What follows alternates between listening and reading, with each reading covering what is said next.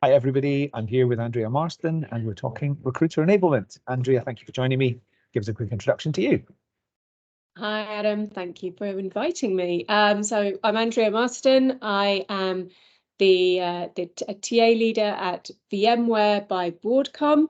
I've been in TA now for about 20 years. I'm based in London, and I've run TA or been involved in TA in a number of different tech companies, companies like Workday, Oracle, Huddle, which was a startup from the UK, as well as bigger companies like VMware.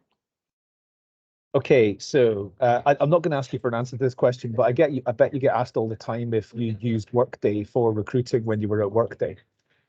Anyway, right. So we did. Yes, of course you did. Right. So talk to me about recruiter enablement. I mean, it's something you've been involved with, and what's it all about? Why is it important? Yeah, I'm a massive believer in it. And, I've been part of a much larger TA organization at VMware. So that's been definitely the place where we've had recruiter enablement piece going on. We've had a team involved, focused on that. We had an enablement manager who was putting together work streams of how to, we actually had it, what was it? Be good, be better, be best, something like that. That might have the wrong terminology. Sounds quite American, but it sounds good. Absolutely. But the idea being you had streams that you could go through. So, if you're a relatively new recruiter, this is the training path that you need to go down. If you once you've completed that, you've got a next stream that you can go to. So you're constantly looking to improve your capabilities as a recruiter. But I've also worked in other places where there really was nothing, and it was just go and find it yourself, or try and find free tools, or talk to other people. When I remember being a standalone recruiter in a startup, there was nobody to talk to internally about any of the challenges that I might be facing. And actually, that was part of DBR. That's why I started getting involved in DBR, which I know you know really well.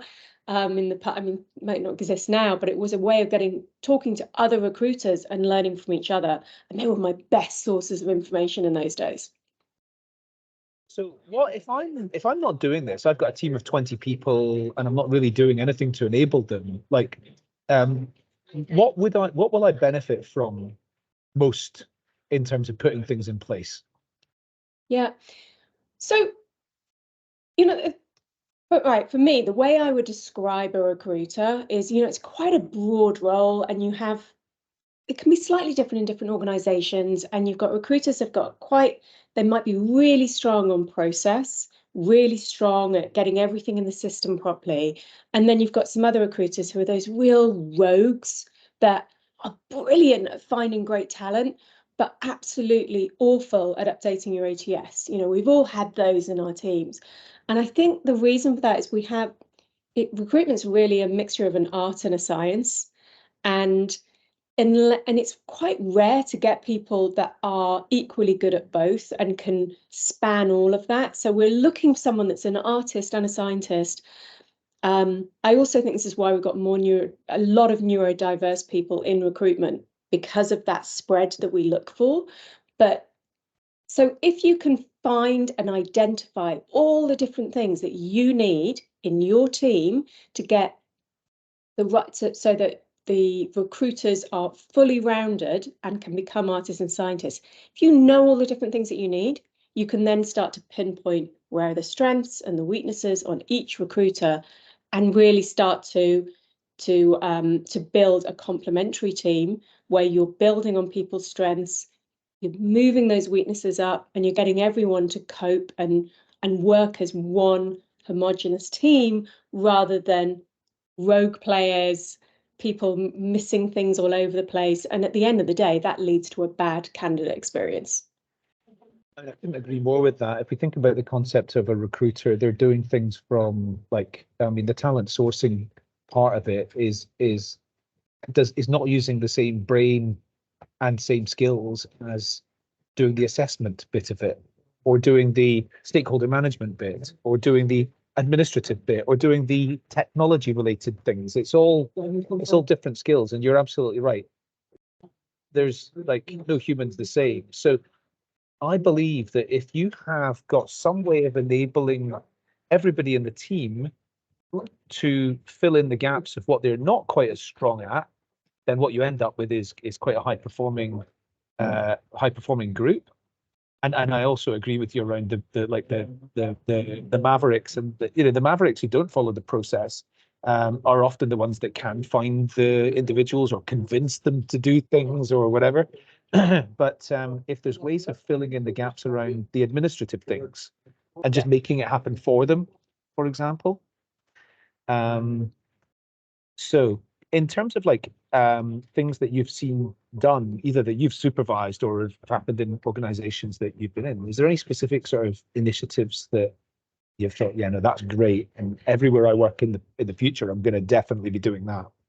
Yeah, I think a real game changer for me is where we did take our TA team back to basics and like try to build it from, if we were designing a TA function for our business today, what would it actually look like, and try and ignore the history. And one of the key things that was coming out was we had recruiters who hated updating Workday. They hated chasing for feedback. There was all these little things that they couldn't do. Going and getting the right job code created for Workday. It's like lots of little things. And what we found was that our coordinators were incredibly good at the project management piece and just making things move forward, and really quite detail orientated. And became a bit of a no-brainer that there was a lot of work that our recruiters were doing that we could have done by our coordinators. So by identifying those elements and then asking our recruiters to really mentor those coordinators through this so that they were enabling our coordinators to take on a more interesting role for them, to be quite honest, ones where they could have more interaction with the hiring managers, they could be chasing for feedback, they owned certain pieces of the interview process, and then they were the ones organizing the interviews, and absolutely within their capability. And they've been used for too long, I think, as just for scheduling, and they had the incredible capacity to do so much more. And that then enabled our recruiters to take on a much more consultative role, advising role with the business, and able to really grow there as well. And I think that worked really well, but it was quite a shift for people to do, because there is that element of like, sometimes it's just quicker to do it myself rather than teach someone else to do it, and they're not going to get it right every time at the beginning. So it was a little bit painful introducing it in some areas, but all in all, after that initial bump, we did get much more efficiency, much more engagement, and the ability to do a lot more because we were using the right people doing the right work at the right time. Yeah, no, absolutely. I'm a big fan of interrogating all the tasks at quite a granular level and making sure that the right, well, first of all, the right person is doing that task, and also like what can be automated, because if something can be automated, a human shouldn't be doing it. Is the other thing. So that's going to, I believe, like when you and I started in recruiting, there was probably not an awful lot of automation back then, in fact none. But today there is quite a lot of different things. I think it's worthwhile constantly evaluating. It's an ongoing process of looking at what are the new things we need to do. Should that be done by a coordinator? Should it be done by a recruiter? Should it be done, or business partner? Or should it be done by a system that we've got that we can make that workflow happen? Yeah, I agree, and I think we need to be doing those kind of audits once a year now. You can't leave it any later than that. And in some ways, just thinking about why are we doing this? Keep questioning why we're doing it. And I've always asked people in my team when they join, or if I've joined, and saying like, if you don't understand why we're doing something, or if you don't understand something, can you just ask? Because the answer will be, this is really important and this is why, and we haven't told you yet. Or actually, I have no idea why we're still doing that. That was a legacy reason. The reason's completely gone away, and we're still wasting time doing that. That's so right. It's an old process. Yeah. We've just kept doing it. We've never really thought about it. So that's such a great point. Yeah. But you know, something else on that front, on the automation front, we used to do spreadsheets. All the recruiters were providing a spreadsheet to the hiring manager, a recruitment report weekly, maybe bi-weekly. Such a time suck. And actually building some automation into Tableau so that they could just pull the report. And it wasn't perfect, and it wasn't what everyone wanted 100% of the time. But it did 80% plus of the job. It was good enough. I mean, it took a job that was taking 2 hours a week down to about 10 minutes. And it's little things like that that just make your job a little bit more fun. Quite Yeah, frankly. I know. Again, I totally agree, because the thing is, we often don't do those things because we go, right, it's going to take 8 hours of time to create that Tableau process. But in actual fact, across the whole team, and like that's going to have paid off within 2 weeks. It's going to be like in 2 weeks, we're going to have a lot more time by putting the investment of time into that right now. And we sometimes, it just sits on the back burner. On the to-do list is often really long, but some of Yeah. those things on the to-do list are going to like clear other things off the to-do list. Yeah. And you get that thing where you get hiring managers ask for, well, can you send me, I want to know all the people that you're talking to. And you're thinking, why? Should be the first question.